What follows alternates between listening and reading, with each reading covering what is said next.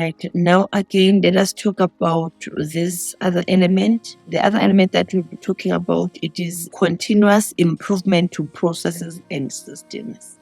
Now, when we talk about continuous improvement to processes and systems, we are talking about the ability of the business to continuously change their processes, to continuously change their systems. The way they do things must continuously change. You have to actually change. We know we are living in a technological world, therefore we need to be at par with what is happening outside. Let's take, for example, most of you've once gone to McDonald's. Now, at McDonald's, we used to place an order to individuals. But because of continuously improvement to processes and systems, now we can place your order to that machine. Now, that machinery is going to inform those people inside there that you need what type of food. Therefore, that food can be given to you. That is continuous improvement to processes and systems.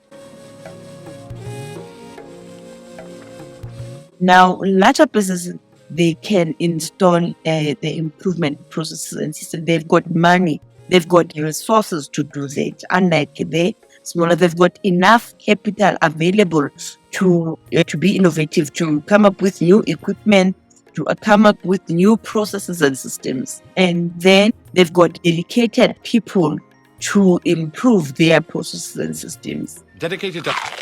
And the other point, the larger business, they are willing to take a risk. At times, guys, what is better about improvement to processes? At times, you're going to change the system that was working just because of you want to explore, just because of you want to start a new system. You're going to start a system that's not going to benefit the business at times.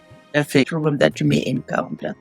And in larger businesses, people, they can afford to use services of quality circles.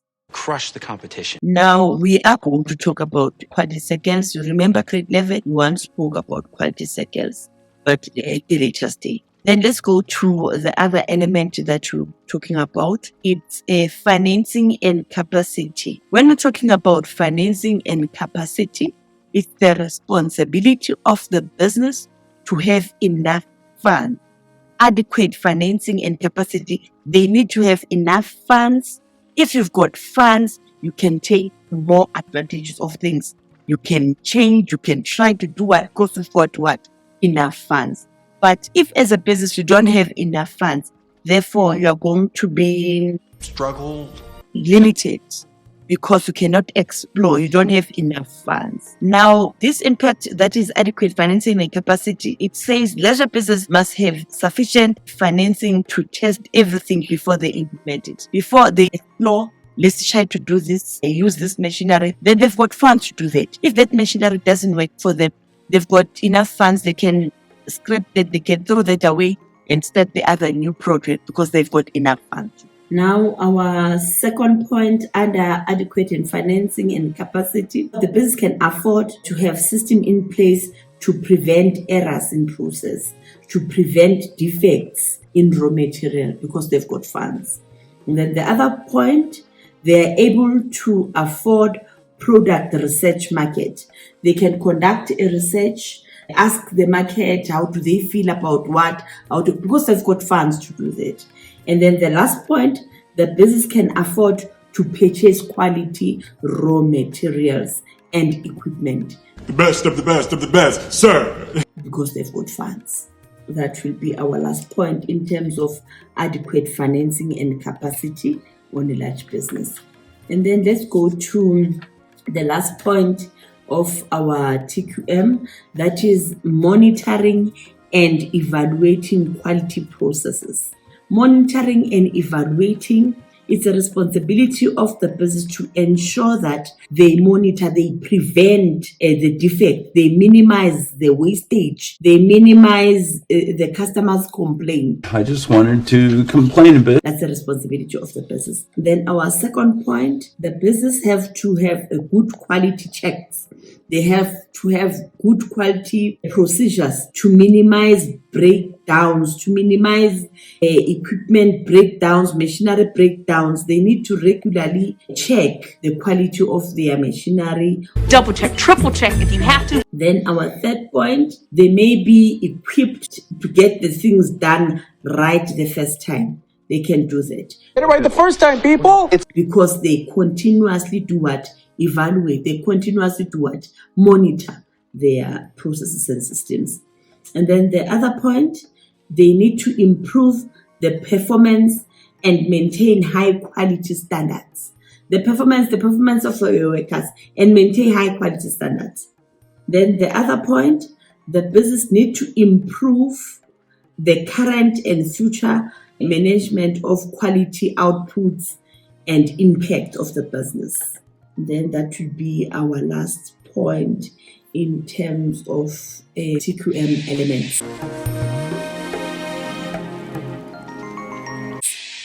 Then we've got our little assessment on page 13 that talk about these three types of TQM elements, the last three. The first two, we've done their assessment. Then this is assessment on the three parts of TQM elements on page 13. Then now I would like us to talk about the application of PDCA model. PDCA model actually forms a part of improvement to processes and systems.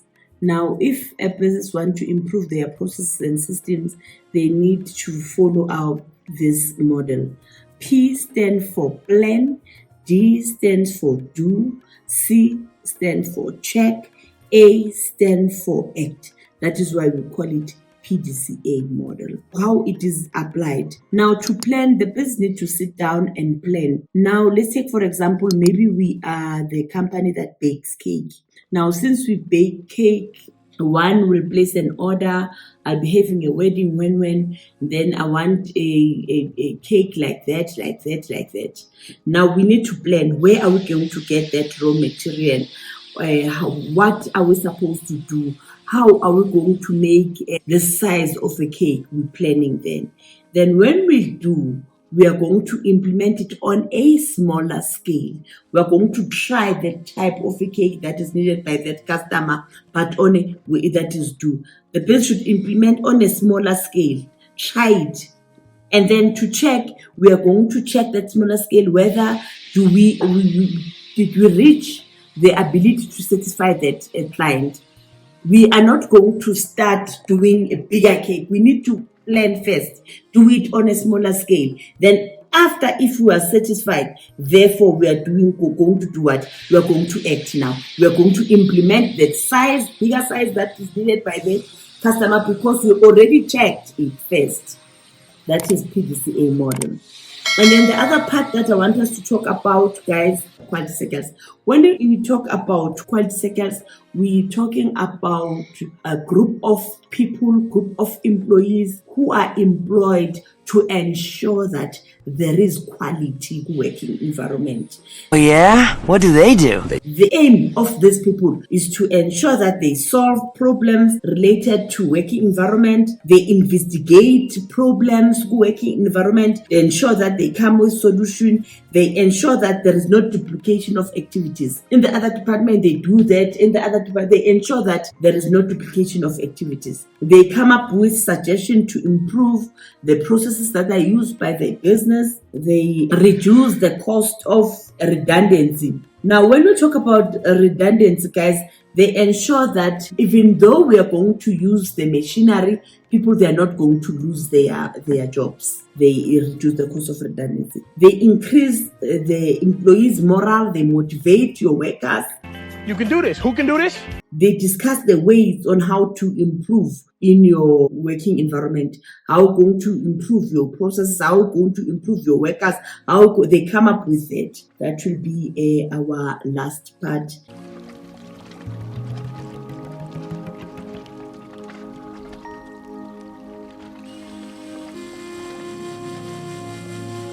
Now, our last part that we'll talk about, if quality is not implemented correctly, it is poorly implemented, what could be the consequences of that for the business? What will happen if you do? A very bad job.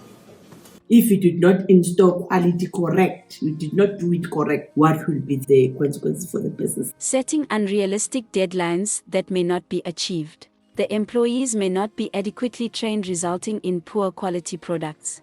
And then the third point, decline in productivity because of stoppage, guys. Because of an production will die because you not install quality correct. And the business may not be able to make necessary changes, guys, where you want to make changes because you are failing to satisfy our customers. And the fifth point, the business reputation or the business image will suffer because you are a business that does not do quality. And the sixth point, customers will have many alternatives to choose from, and that could put the business in a devastating state. They'd rather go somewhere else and go buy the item somewhere else because you are failing to satisfy them. And then investors may withdraw their money, their investment. They'd rather go and invest somewhere where they take care of quality. And then there will be high staff turnover. Most of your workers will leave your enterprise because you are not producing quality. And then there'll be a decline in sales. Why? The customers will not be happy about the products that you're delivering. You're delivering products that are not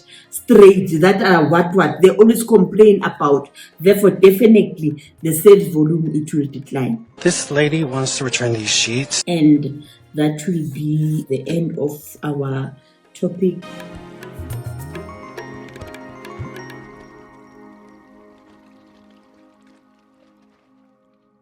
I would like you to do the last activity, this one, page 14, to ensure that you understand if quality is not implemented correctly, if it is poorly implemented. Thank you very much. Please subscribe to our videos. See you next time for the next video.